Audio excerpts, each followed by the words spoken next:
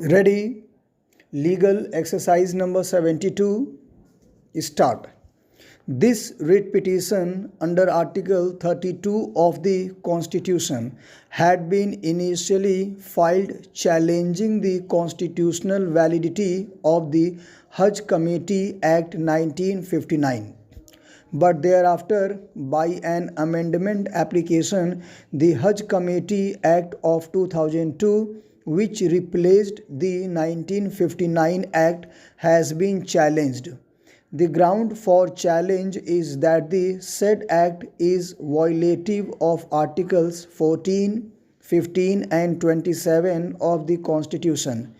The grievance of the petitioner is that he is a Hindu, but he has to pay direct and indirect taxes, part of whose proceeds go for the purpose of the Hajj pilgrimage, which is only done by Muslims.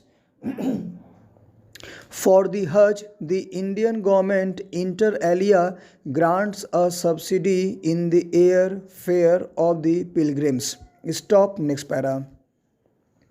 Particular emphasis has been given by the petitioner to Article 27 of the Constitution, which states freedom as to payment of taxes for promotion of any particular religion. No person shall be compelled to pay any taxes, the proceeds of which are specifically appropriated in payment of expenses for the promotion or maintenance of any particular religion or religious denomination. The petitioner contends that his fundamental right under Article 27 of the Constitution is being violated. We have therefore to correctly understand and interpret Article 27. There are not many decisions which have given an in-depth interpretation of Article 27. The decision in Commissioner Hindu Religious Endowments versus Sri Lakshmi Narayan Tirtha Swamer 1954 under bracket 5 SCR 1005 held under bracket YD page 1045 bracket out that since the object of the Madras High Hindu Religious and Charitable Endowments Act 1951 is not to foster or preserve the Hindu religion but to see that religious trusts and institutions are properly administered, Article 27 is not attracted. The same view was taken in Jagannath Ramanuj Das versus State of Orissa and another 1954 under bracket 5 SCR under bracket 4 1046.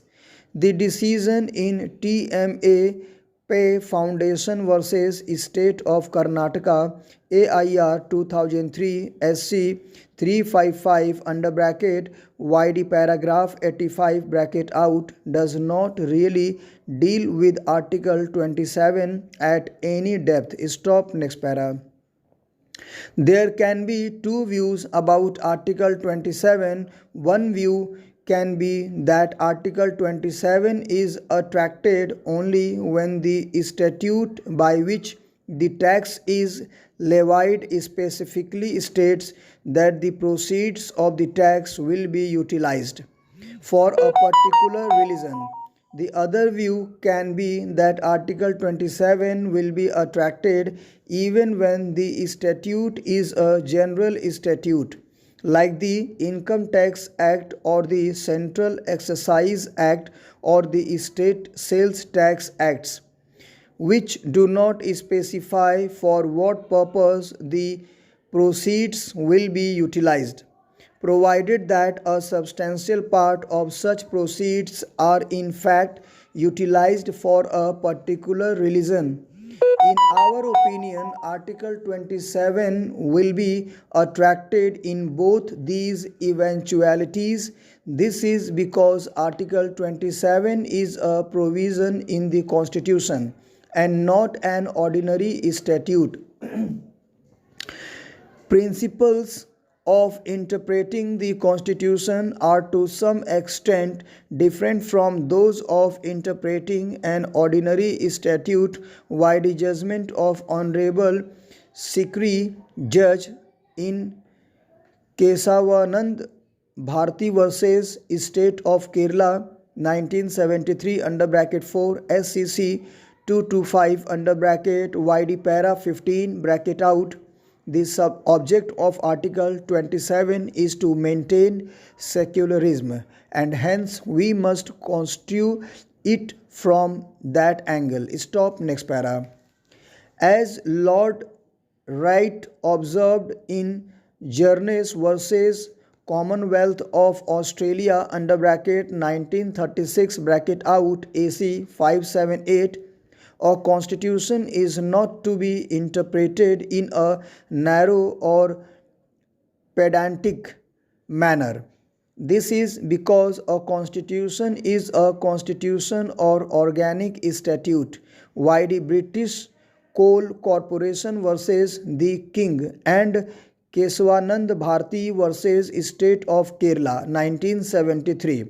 While a statute must ordinarily be construed as on the day it was enacted, a constitution cannot be construed in that manner, for it is intended to endure for ages to come. As Chief Justice Marshall of the U.S. Supreme Court observed, hence a strict construction cannot be given to it. In our opinion, Article 27 would be violated if all substantial part of the entire income tax collected in India, or a substantial part of the entire central exercise for the custom duties or sales tax, or a substantial part of any other tax collected in India, were to be utilized for promotion or maintenance of any particular religion or religious denomination. In other words, suppose 25% of the entire income tax collected in India was utilized for promoting or maintaining any particular reason or religious denomination. That, in our opinion, would be violative of Article 27 of the Constitution. However, the petitioner has not made any averment in his writ petition that a substantial part of tax collected in India is utilized for the Hajj. Full stop. Thank you very much. Guys, I am requesting, please try to repeat the matter so that your fluency and accuracy on steno will improve. And also there is one more request, please subscribe my channel so that you can get the first notification on legal and general matter. Thank you very much.